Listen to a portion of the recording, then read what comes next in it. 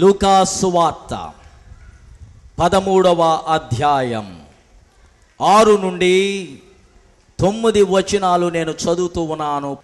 మరియు ఆయన వారితో ఈ ఉపమానము చెప్పెను.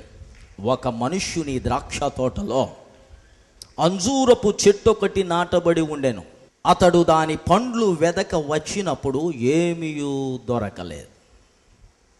గనుక అతడు, ఇదిగో 3 ఏండ్ల నుండి నేను ఈ అంజూరపు చెట్టున పండ్లు వెదక వచ్చుచున్నాను, కానీ ఏమీ దొరకలేదు. దీనిని నరికివేయుము, దీని వలన ఈ భూమియు ఎలా వ్యర్థమైపోవలెనని ద్రాక్ష తోటమాలితో చెప్పాను. అయితే వాడు, అయ్యా, నేను దాని చుట్టూ త్రవి ఎరువు వేయు మట్టుకు ఈ సంవత్సరము కూడా ఉండనిమ్ము. అది ఫలించిన సరే, లేని ఎడల నరికించి వేయుమని అతనితో చెప్పాను. ప్రభునందు ప్రియులారా, క్రీస్తు పూర్వం 606లో యెరూషలేము మొట్టమొదటిసారిగా నాశనమైంది. తరువాత యేసు క్రీస్తు వచ్చి యెషయే మొద్దు చిగురించును అన్న రీతిగా నరకబడిన ఇశ్రాయేలు చెట్టు మరల చిగురించింది యేసయ్య వచ్చిన తర్వాత. అప్పుడు వినలేదు, అప్పుడు వాళ్ళ మాట వినలేదు. క్రీస్తు శకం 70లో రోమా వారు వచ్చి దాన్ని సమూల నాశనం చేశారు. ఇప్పుడు యెరూషలేము వెళ్తే రాళ్ళు కనబడతాయి, ఇళ్ళు కనబడతాయి, రాళ్ళ కుప్పలు, రాళ్ళ కొండలు. యెరూషలేము రాళ్ళుగా మార్చబడింది. శత్రువులు వచ్చారు, పిల్లలను కొట్టారు, స్త్రీలను బందీలుగా చేసుకుని వెళ్ళారు, భయంకరమైన యాతన పెట్టబడ్డారు.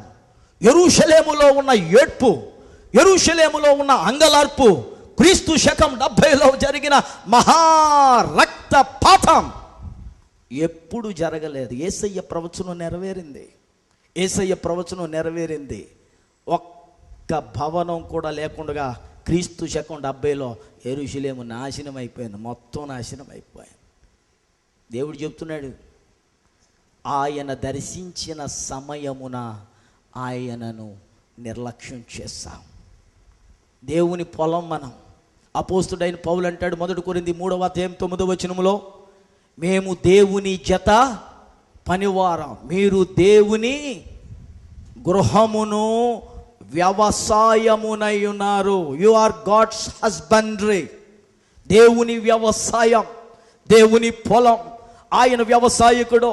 ఆయన ఎరువేసి, ఆయన నీరు పెట్టి, ఆయన విత్తనాలు చల్లి, ఆయన కలుపు తీసి, ఆయన తెగులు పుట్టకుండా కాపాడి, ఆయన సూర్యుని యొక్క కిరణములు ప్రసరింపచేసి, ఆయన గాలినిచ్చి, ఆయన అద్భుతమైన సమృద్ధినిచ్చి ఒక బలమైన చెట్టుగా నిన్ను పెంచాడు. చూడముచ్చటైన చెట్టుగా నిన్ను పెంచాడు. ఇప్పుడు వేర్లు బలపడ్డాయి, ఇప్పుడు చెట్టు బలపడింది, కానీ చెట్టు మీద కాయ మాత్రం లేదు. యేసయ్యా ఓ యేసయ్యా పొలమురా ఏపుగా ఉందిరా, వ్యవసాయం చూడరా ఎంతో బాగుందరా, వ్యవసాయం చూడరా ఎంతో బాగుందిరా యేసయ్య పొలమురా. హల్లెలూయా. సామెతల గ్రంథంలో ఒకడు కనబడతాడు, దరిద్రుడు. వాడికి కూడా ఒక పొలం ఉందంట. వాడి పేరు ఏంటంటే సోమరివాణి. సోమరోడు. ఆడికి ఒక చేను ఉంది. సోమరోలు కూడా చేను ఎంత ఉంటుంది, ఏ అత్తగారు కట్నంగా ఇచ్చి ఉంటుంది, లేకపోతే వారసత్వంగా సంపాదించుకుని ఉంటాడు. సోమరోడు చేను, కష్టపడి వాడే చేను. ఆ రెండును కంపేర్ చేసి చూస్తే సోమరోడు చేనులో బలురెక్కసి మొక్కలు, సోమరోడు చేనులో భయంకరమైన కలుపు మొక్కలు, భయంకరమైన ముళ్ళు, పొదలు, పురుగులు. వాడికి ప్రాకారము లేదు, వాడి ప్రాకారాలు కూలిపోయినాయి అని అంటాడు. కారణం సోమరోడు. కొంతమంది సోమరి క్రైస్తవులు అన్నీ అనవసరమైన మొక్కలే పెరుగుతూ ఉంటాయి ఆ భూమిలో, అవసరమైంది ఒక్కటే ఉండదు. నీ కుటుంబం రోడ్డు పాలవుతున్నా సరే నీ కళ్ళకు కనబడటం లేదు. నీ కుటుంబము ఆత్మీయ స్థితి దిగజారుతూ ఉన్నా సరే నీ కుటుంబంలో ఏం జరుగుతుందో నీకు కనబడటం లేదు. మీ కుటుంబంలో ఎవరు రక్షణ పొందనప్పుడు దేవుడు ఒక ఆత్మీయ విత్తనముగా నిన్ను నాటాడు, అంజూరపు చెట్టుగా నాటాడు. నీలో ప్రత్యేకత ఉంటుంది. దేవుని సంఘంలో అంజూరపు చెట్టు ప్రత్యేకంగా కనబడాలి. క్రైస్తవ సంఘం, నామకార్థపు క్రైస్తవ సంఘం, క్రైస్తవులుగా పిలువబడే వారి మధ్య నీ ఒక అంజూరపు మొక్క, ప్రత్యేకంగా దేవుని చేత నాటబడిన మొక్కగా ఉండాలి. ఒకవేళ నువ్వు ఆత్మీయ నిద్రలోకి జారిపోతుంటే శత్రువు వచ్చి గురుగులు విత్తిపోతాడు. అవి భయంకరమైన కలుపు మొక్కలను నీ కుటుంబంలో లేపుతాయి. చాలా ప్రమాదం. అసలు పంటకే నష్టం, అసలు పంటకే నష్టం. ఏంటి అంజూరపు చెట్టు నుండి యేసు కోరేది? ఫలాలు. బాప్తిస్మం ఇచ్చి యోహాను తిరుగుతూ ప్రకటిస్తూ అంటాడు, ఏమని? సర్ప సంతానమా, సర్ప సంతానమా అంటే దాని అర్థం ఏంటి? మనుషులే కానీ పాము వంటి విషం వారిలో ఉంది. చెవులు లేవు పాముకు. దేవుని స్వరం వినలేని వ్యక్తులు పాము వంటి వారు. చెవులు లేవు, చెవిటోళ్ళు, వినబడ్డం లేదు. సర్ప సంతానమై మీ నాలిక క్రిందంతా విషమే.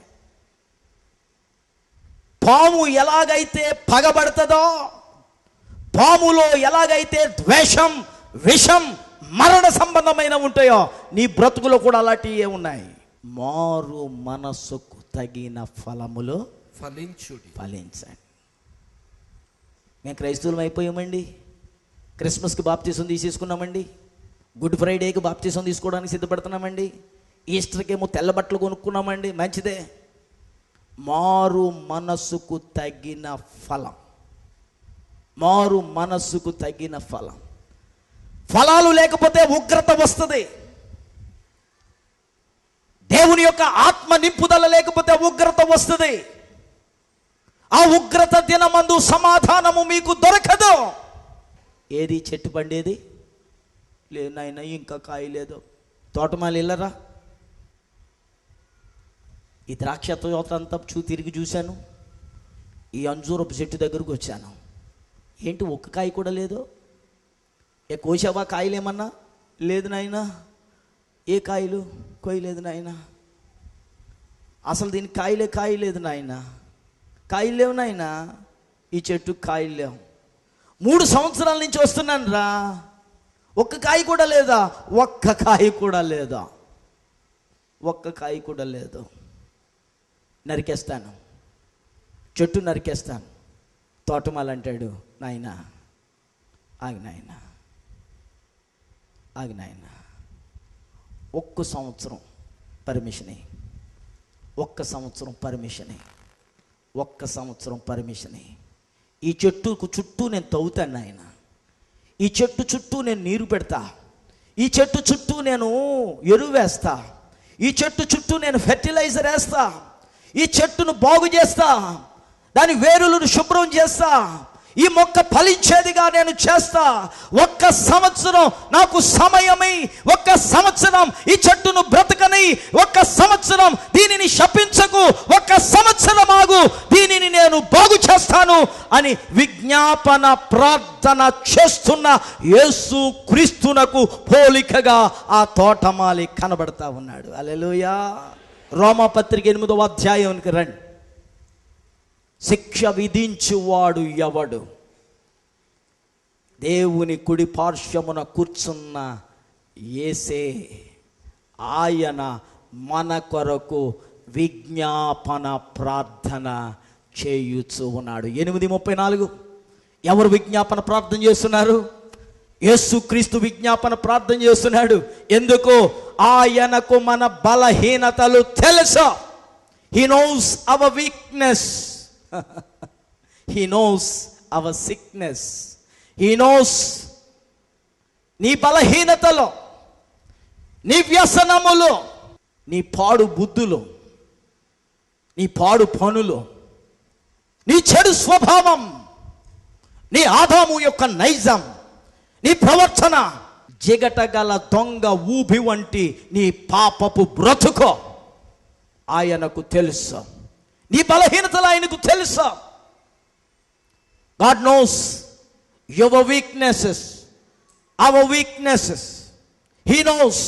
That's why he is interceding for us at the throne of Almighty God. ఆయన విజ్ఞాపన చేస్తున్నాడు. ఆయన పని విజ్ఞాపన చేయడమే. ఆయన పని ప్రార్థన చేయడమే. ఆయన పని గోజాడి ప్రార్థన చేయడమే.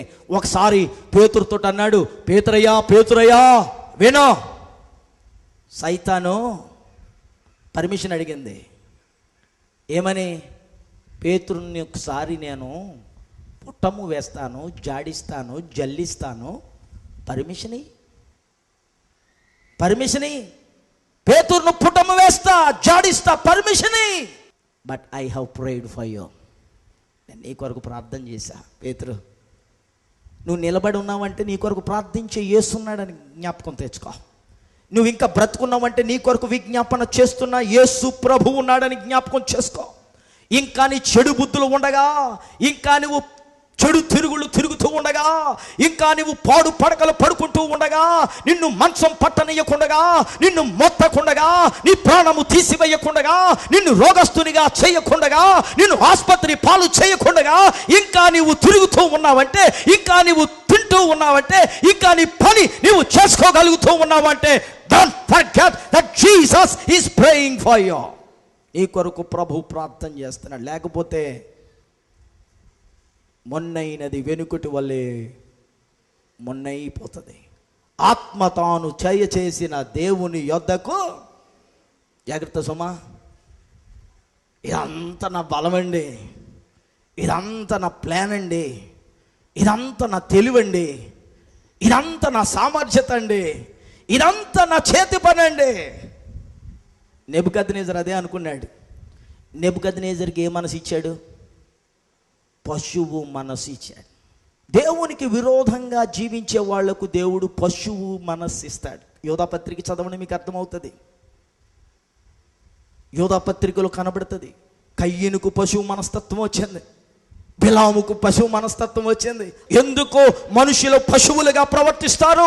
దేవుని నియమములకు వారు విరోధులుగా జీవించి వాక్య ప్రకారము భక్తి లేని జీవితం జీవించడం వలన వారికి భ్రష్ట మనస్సు, వాత వేయబడిన మనస్సు, అంధత్వం, పశువు వంటి ప్రవర్తన వస్తుంది. ప్రభు విజ్ఞాపన చేస్తున్నాడు. ఇంకాని ప్రసంగి 12 అంటాడు, వీటి యందు నాకు సంతోషము లేదు అని చెప్పు దినము రాకముందే నీ బాల్య దినముల యందే. యేసు విజ్ఞాపన చేస్తా ఉన్నాడు. దేవుని ఇంటిపై మనకొక ప్రధాన యాజకుడు ఉన్నాడు. ఆయనకు తెలుసు. యేసయ్య మధ్యలో అడుపడి ఇటు సైతాన్ని నిన్ను ముట్టనడం లేదో, ఇటు దేవుని ఉగ్రత నీ మీదకి రానివ్వడం లేదు. తోటమాలి తెగుళ్ళను దగ్గరికి రానివ్వడం లేదు. ఎరువేస్తున్నాడు. ఎరువు ఆయన కాపుదల, ఎరువు ఆయన భద్రత, ఎరువు ఫెర్టిలైజర్, ఆయన సంరక్షణ, ఆయన నీకు ఇచ్చే ఎరువు. 2 కొరింథీ పత్రికకి రండి, 9వ అధ్యాయం 8వ వచనం. మరియు అన్నిటి యందు ఎల్లప్పుడును, చూడండి బైబిల్, మీలో మీరు సర్వ సమృద్ధి గలవారై ఉత్తమమైన ప్రతి కార్యము చేయుటకు దేవుడు మీ ఎడల సమస్త విధములైన కృపను విస్తరింపజేయగలడు. ఇందు విషయమై అతడు వెదజల్లి దరిద్రులకిచ్చెను, అతని నీతి నిరంతరము నిలుచును అని వ్రాయబడి ఉన్నది. విత్తువానికి విత్తనము, జాగ్రత్తగా వినండి, విత్తువానికి విత్తనం, తినుటకు ఆహారము దయచేయు దేవుడు మీకు విత్తనమును దయచేసి విస్తరింపచేసి మీరు ప్రతి విషయములో. విత్తనం ఇచ్చేవారు ఎవరు? యేసయ్య. విస్తరింపచేసేవారెవరు? ఎప్పుడు? నువ్వు యేసయ్య తోటలో ఉన్నప్పుడు, యేసయ్య నీటికి ప్రక్కలో ఉన్నప్పుడు. మొదటి కీర్తన, దివారాత్రులు ఆయన వాక్యమును ధ్యానించేవాడు అతడు నీటి కాలువల యొర నాటబడినదై ఆకువాడక తన కాలమందు ఫలమిచ్చు, నీ నివాసము నీటి కాలువల యొర లేదా? ఎక్కడ నీ నివాసం? భక్తిహీనుని కొడారము దగ్గర నీవు కాపురం ఉంటున్నావు. మరి నీతిమంతుని ద్వారం దగ్గర ఎందుకుండవు? దేవుని సంఘంలో ఎందుకుండవు? నీ నివాసం ఎక్కడ? నీ నివాసం ఎక్కడ? దాన్ని బట్టి నీ బ్రతుకుంటుంది, దాన్ని బట్టి నీ పండు ఉంటుంది, దాన్ని బట్టి నీ ఫలం ఉంటుంది. మారు మనసు లేనోళ్ళు చుట్టూ తిరుగో, ఆశీర్వాదం ఉండదు. విత్తుటకు విత్తనము ఇచ్చేవాడు, విస్తరింప చేసేవాడు యేసయ్యే. మీరు ప్రతి విషయములో పూర్ణౌదార్య భాగ్యము గలవారగునట్లు మీ నీతి ఫలములు వృద్ధి పొందించును. ప్రతి విషయంలో పూర్ణ ఔదార్య భాగ్యం. చారిటీ. కొంతమందికి ఆశీర్వాదాలు ఎక్కువ వచ్చేస్తాయి. కారణం ఏంటంటే వాళ్ళు దేవునికి ఇస్తారు, పేదలకి ఇస్తారు. కొంతమంది దగ్గర వచ్చే ఆశీర్వాదాలు ఆగిపోతుంటాయి. ఎందుకో తెలుసా? దేవుడికి ఎవరో పేదలకి బెటర్. ఆశీర్వాదానికి రహస్యం దేవునిది దేవునికి, కైసరిది కైసరికే. నీవు ఆశీర్వదించబడాలంటే there is only one way. Give to God whatever belongs to him and give it to Caesar whatever belongs to Caesar. Render whatever belongs to him. ఆశీర్వాదానికి రహస్యం ప్రతి విషయములోనూ పూర్ణ ఔదార్య భాగ్యము గలవారగునట్లు మీ నీతి ఫలములు వృద్ధి పొందించును. Underline that one. మీ నీతి ఫలము. యేసయ్య నిన్ను దర్శించడానికి వచ్చినప్పుడు కావాల్సింది అదే, ఆయన చూచేది అదే, ఆయన వెతికేది అదే. ఏ ఫలం? నీతి ఫలం, పరిశుద్ధాత్మ ఫలం. గలతీ పత్రిక 5వ అధ్యాయంలో మనకు కనబడే ఆత్మ ఫలం, నీతి ఫలం. నీతిమంతుడైన యేసు మనకు అనుగ్రహించు ఫలం, నీతిమంతుడైన క్రీస్తు మనకు అనుగ్రహించే ఫలం. ఎందుకు వస్తాడు ప్రభు నీ దగ్గరకు, అంజూరపు చెట్టు దగ్గరకు? నీ దగ్గర నీతికి సంబంధించిన ఫలములు ఏమన్నా ఉన్నాయా అని కోసుకోవడానికి వస్తాడు. ఆత్మ ఫలాలు, నీతి ఫలాలు, పరిశుద్ధాత్మ ఫలం, మారు మనసుకు తగిన ఫలం. విజ్ఞాపన చేస్తున్నాడు యేసయ్య మన కొరకు. ఈ సంవత్సరం కూడా ఉగ్రత రానీకు ఈ పాప మీద, ఈ స్త్రీ మీద, ఈ పురుషుని మీద, ఈ బాలుని మీద, ఈ యవనస్తుని మీద ఉగ్రత రానీకి నాయన ఒక్క సంవత్సరం. ఈ 2012 కూడా వీడిని బ్రతకని, ఈ 2012 కూడా వీడిని పని చేసుకొని, ఈ 2012 కూడా వీడి వ్యాపారాన్ని సాగని నాయన. కొట్టేయకు సొదొమ గుమారాలను దహించి వేసినట్టు వీడిని దహించి వేయకు. అబ్రహాం ప్రార్థించాడు, సొదొమని కాపాడకపోయినా పర్వాలేదు నాయన, కాపాడితే మంచిదే, కానీ లోతు ఉన్నాడు కదా, లోతు కొరకు విజ్ఞాపన. మోషే అడ్డొచ్చాడు, మోషే నువ్వు తప్పుకోవయ్యా, వీళ్ళు నన్ను విసిగిస్తున్నారయ్యా, వీళ్ళని బూడిది చేసేస్తా, నాశనం చేసేస్తా, నిన్ను గొప్ప జనంగా చేసేస్తా. వద్దు నాయన, వీళ్ళు దేవుడు వీరిని అరణ్యంలో తీసుకెళ్ళి చంపేశాడంటారు, నీ నామానికి అవమానం వస్తుంది నాయన. తీసేస్తే నన్ను తీసే కానీ నీ ప్రజలను మాత్రం నీ ఉగ్రత కుమ్మరించుకు నాయన. యేసయ్య గెత్సెమనే వనములో చేసిన ప్రార్థన ఏంటది? ఆయన కొరకు చేసుకున్న ప్రార్థన కాదు, మన కొరకు చేసిన ప్రార్థన. యేసయ్య శిలువ మీద చేసిన ఆ పలికిన 7 మాటలు ఎవరి కొరకు? ఆయన కొరకు కాదు, మన కొరకు. తండ్రి, వీరు ఏమి చేయుచున్నారో వీరు ఎరుగరు గనుక వీరిని విజ్ఞాపన ప్రార్థన. ఆయన మన కొరకు పంపబడిన విజ్ఞాపన చేసే తోటమాలి. నీ సన్నిధి నుండి ఆదాము అవ్వలను త్రోసివేసిన రీతిగా, నీ సన్నిధి నుండి సౌలును కొట్టివేసిన రీతిగా ఈ అంజూరపు మొక్కను కొట్టేయకు నాయన. లేచి నిలబడండి. యోధా పత్రికలో యోధా భక్తుని ద్వారా పరిశుద్ధుడైన దేవుడు ఏమంటూ ఉన్నాడంటే, కాయలు రాలి ఫలములు లేక 2 మారులు చచ్చి. 2 మార్లు చావడం ఏంటి?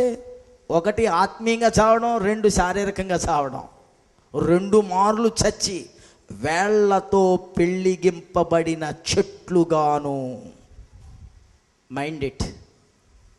2 మార్లు చచ్చే చెట్టు, 2 మార్లు చచ్చిన చెట్టు. 1 ఆత్మీయంగా చావు, 2వది శారీరకమైన చావు. ఆ తరువాత పెళ్ళగింపబడతావు. ఆ దుస్థితి వద్దు, ఆ ఉపద్రవము వద్దు, ఆ దౌర్భాగ్య జీవితం వద్దు. ఇప్పుడైనను దేవునికి సమర్పించుకో, ఇప్పుడైనను మారు మనస్సు పొందు, ఇప్పుడైనను ఈ దినమందైనను సమాధాన సంబంధమైన ఆ సందేశాన్ని ఆలకించి ఆ ప్రభువునకు నీ జీవితాన్ని సమర్పించుకోమని పరిశుద్ధాత్మ దేవుడు నిన్ను హెచ్చరిస్తూ ఉన్నాడు. రేపు నీదో కాదో తెలియదయ్యా అమ్మా, రేపు నీదో కాదో తెలియదు, రేపు బ్రతుకుంటావో లేదో తెలియదో. సువార్తల్లో ధనవంతుడు అనుకున్నాడు, నా ప్రాణమా తిను త్రాగు సుఖించు. దేవుడు వచ్చి అంటాడు, వెర్రివాడా, ఈ రాత్రి నీ ప్రాణాన్ని అడిగితే నువ్వు సంపాదించినవి అన్నీ ఎవడనుభవిస్తాడు? ఎవడనుభవిస్తాడు? వెర్రివాడా, ఓ ఈ ఫూల్, ఓ ఈ ఫూల్. నీ సంపాదన అంతా ఏదో దేవుని కొరకు చేసేస్తున్నామని, ఏదో ఆరాధనకి వెళ్ళిపోతున్నామని, ఏదో చేసేస్తున్నామని అనుకుంటున్నావేమో. అది ఆచారం. అది దేవునికి సంతోషాన్ని ఇస్తుందా? అది దేవునికి ఆనందాన్ని కలిగిస్తుందా? నీ బ్రతుకు, నీ మాటలు, నీ కుటుంబం, నీ సంసారం, నీ యొక్క జీవితం, నీ యొక్క బ్రతుకు, నీ ప్రవర్తన దేవుని దృష్టికి ఇంపైనదిగా ఉందా? అంజూరపు చెట్టువి నీవు, అంజూరపు చెట్టువి నీవు. యేసయ్య అడుగుతున్నాడు, ఈ దినమైనను, ఈ దినమైనను మా పరమ తండ్రి, నీ కాపుదల, నీ సంరక్షణలో లేని చెట్లు ఫలించావు. ఇదిగో నీ నీటి కాలువల యోర నాటబడిన వారముగా మేము ఉండుటకు సహాయం చేయి యేసయ్యా. ఎందువలన మేము ఫలించలేకపోతున్నాం అన్నది మేము పరిశీలన చేసుకొని, ఈ వాక్యము వినుచున్న బిడ్డలు పరిశీలన చేసుకుని, ఆత్మీయ గొడ్రాలు తనమునకు కారణము ఏమిటి అన్నది పరిశీలన చేసుకుని, మా ప్రవర్తనలో, మా నడవడికల్లో, మా ఆలోచనలో మీరు ముందే చెప్పారు యేసయ్య, నాలో లేని తీగ ఫలించదు అని. నాకు వేరై ఉండి మీరు ఏమీ చేయలేరని చెప్పావు యోహాను సువార్త 15వ అధ్యాయంలో. అంజూరము ఫలించపోవడానికి కారణము దాని వేరు నీ పరిశుద్ధాత్మ నీటికి తగలడం వల్లే. అది మాకు మీరు నేర్పుతున్న ఆత్మీయ పాఠం. మా వేరులో నీ జీవనదిలోని ఎప్పుడు ఉండులాగును సహాయం చేయ్యా. ఈ బిడల జీవితం వీరి ఆత్మీయ గుడారమునకు పునాది, ఆత్మీయ యాత్రకు పునాది నీ పరిశుద్ధాత్మ నీటిలో ఎప్పుడు ఉండడానికి, నీ నీడలో, నీ సంరక్షణలో ఈ అంజూరపు చెట్లన్నీ ఫలించడానికి నీ కృపను చూపమని ప్రార్థిస్తూ ఉన్నాను. ఇదిగో శారీరక రుగ్మతలతో ఉన్నవారు, ఆత్మీయ రుగ్మతలతో ఉన్నవారు ఈరోజు నీ సన్నిధికి వచ్చారయ్యా. నీ బలమును, నీ సన్నిధిని, నీ శక్తిని, నీ ఆరోగ్యాన్ని, నీ స్వస్థతను వెతికి నీలో ఫలించడానికి వారు తీర్మానం చేసుకున్నారు. వారిని అంగీకరించు స్వామి. రాజా, నాదా, ప్రభువా, దేవా, తండ్రి, ఈ బిడ్డలందరినీ అద్భుతమైన రీతిలో మీరు ఆశీర్వదించమని ప్రార్థిస్తూ ఉన్నాను. ప్రతి శాపము నుండి, ప్రతి కీడు నుండి, ప్రతి అపరాధము నుండి, ప్రతి రుగ్మత నుండి, ప్రతి వ్యసనము నుండి, ప్రతి దురాత్మ శక్తి నుండి, ప్రతి వ్యాధి నుండి యేసు క్రీస్తు పరిశుద్ధ నామములో ఈ బిడ్డలందరినీ ఇప్పుడే విడిపించమని ప్రార్థిస్తూ ఉన్నాను. అద్భుతాలు చేయండి, వారి అవసరతలు తీర్చండి. బిడ్డలు లేని వారికి బిడ్డలు, రోగస్తులకు స్వస్థత, ఉద్యోగాలు కావలసిన బిడ్డలకు ఉద్యోగాలు, పరీక్షలు రాస్తున్న బిడ్డలకు జయం. ఈ బిడ్డలకు ఏది అవసరం అది మీకు తెలుసయ్యా. వీరు నీ రాజ్యాన్ని, నీతిని వెదుకుచూ ఉండగా వీరికి అవసరమైన సమస్తమును దయచేయమని ప్రార్థిస్తూ ఉన్నాను. ఆశీర్వదించండి, మహిమ పొందండి. యేసు నామమున అడుగుచూ ఉన్నాను మా పరమ తండ్రి, ఆమేన్. మన తండ్రి అయిన దేవుని ప్రేమ, రక్షకుడును మన ప్రభు అయిన యేసు క్రీస్తు వారి యొక్క కృప, పరిశుద్ధాత్మ దేవుని యొక్క అన్యోన్య సహవాసం, దేవుని బిడ్డలారా, ప్రభురాకడ పర్యంతము సదాకాలము మనకందరికి తోడయ్యుండును గాక. ఆమేన్, ఆమేన్, ఆమేన్. Our phone numbers are 944-027-2335 and 995-9047-993 and 0883-2462-408. May God richly bless you.